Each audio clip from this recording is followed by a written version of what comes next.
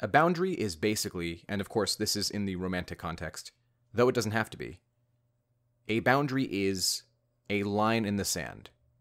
And what that basically means is, here is this rule that I have set in place for myself. Because boundaries are self-focused, that reflect outwards. It's a suit of armor, it's a shield.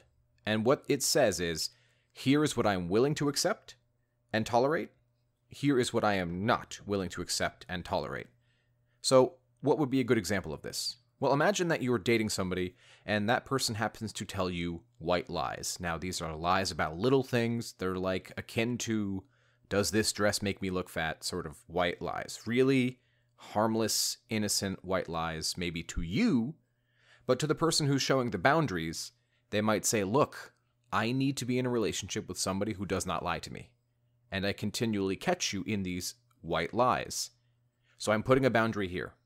If I catch you in another white lie, I need to leave this relationship. Or, if I catch you in another white lie, you will have lost my trust. Or, and that's really what it is. You're setting a condition and saying, here is what I will no longer accept. And you can do whatever you want because you're a grown adult and I have no power over your actions, but I do have power over mine. So if you decide to take that action again, I leave. Or whatever consequence you have set up. Perhaps it's not leaving. Perhaps it's something else. That's up for you, the person setting the boundary, to decide. Because we're all different people. We all have different buttons. We all have different thresholds for what we are and are not willing to tolerate. So for me, I don't tolerate cheating. That is a boundary for me. It is a very strong boundary. If you cheat on me, the relationship is over. I don't care how great it was, and I don't care how committed we were. The relationship is immediately over with zero chance for reconciliation. That's something that helps me sleep at night. That's something that helps keep me safe and mentally healthy. And of course, if that situation ever happens, yeah, I'll be conflicted. Yeah, I won't want to do it.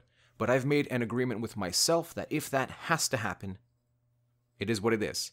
And I set this boundary because it's happened to me before, and I never want to revisit that chapter of my life. And so, I learned from that chapter, I grew as a person, and now I can say to myself, if I'm ever cheated on, I cannot control that the other person cheated. It's not in my hands. There's nothing I can do about it.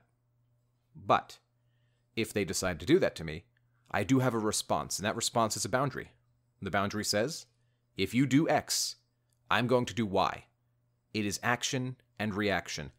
Now, what's important here, and what a lot of people forget, is that oftentimes we don't hold boundaries to ourselves.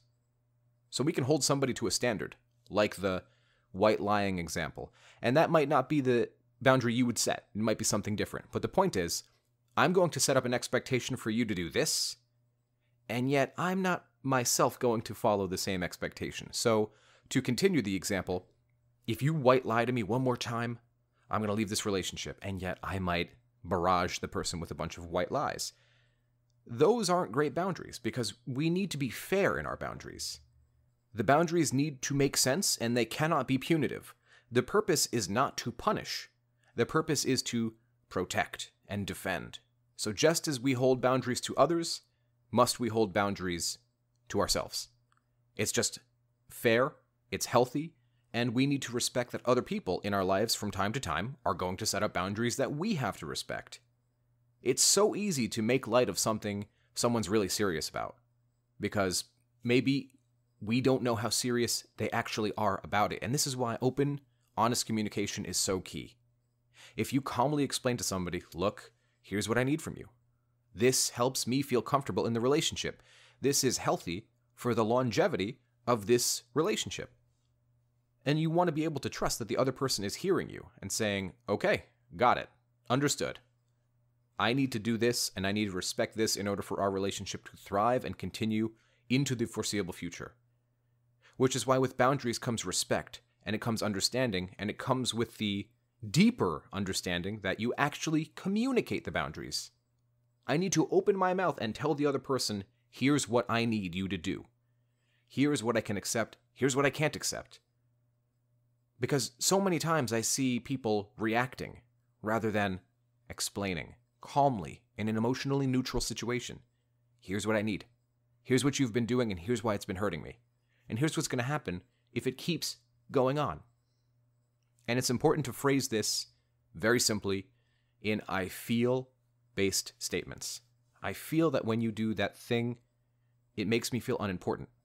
And I don't want to feel unimportant with somebody that I love. And so this is what I need from you. And if I don't get that from you, it's very likely that I'm going to begin losing emotional attraction to you. And I need you to be able to take this seriously because I am right now sitting you down and trying to be an adult and communicate openly, effectively, and clearly. And if we just react when the thing happens instead of sit the person down and clearly, calmly explain why you're not okay with this, why you need to have a boundary there, instead of reacting emotionally and punishing them, because that is punitive. That is poking a bear. And it sets up an argument that perhaps didn't need to happen. We need to let cooler heads prevail. And so if you set a boundary that is less obvious, and when I say obvious, I'm talking about like, don't stab me or steal my kidneys. That seems like pretty obvious boundaries to me. But if you need to set a specific boundary, make sure to voice it to your partner so that they're in the know. And that is good for relationships. That is good for exes. That is good for parents, cousins, friends, family, etc. And if you can hold healthy boundaries and set up very early, here is what I need, and here is how you can help me get what I need. And in return, I would love to hear some of your boundaries and help get you what you need. And a lot of the time, folks, we don't even know what our boundaries are, besides the obvious ones or ones that we've learned from previous relationships. We won't know what our boundaries are in every single relationship until we, happen to cross them. And it might be, hey, I need some space. I need 2 or 3 days to myself to not hang out with you. And it has nothing to do with you. It's just, I know myself, and if I don't have enough alone time to process what I need, I get crabby and then I might lash out, and I really don't want to do that. So that's why it's important to me. It helps me feel safe and secure.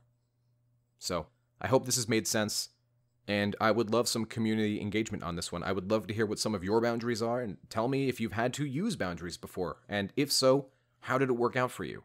Be sure to leave a comment below, and that's all I had for today. If you found this video helpful, I'd be very grateful if you'd subscribe and hit like. As always, if you're looking for additional videos and private live streams with me, just visit my Patreon at patreon.com/thelovechat. And if you're looking for mental health counseling, be sure to visit BetterHelp, HELP.com/Rory. Until next time.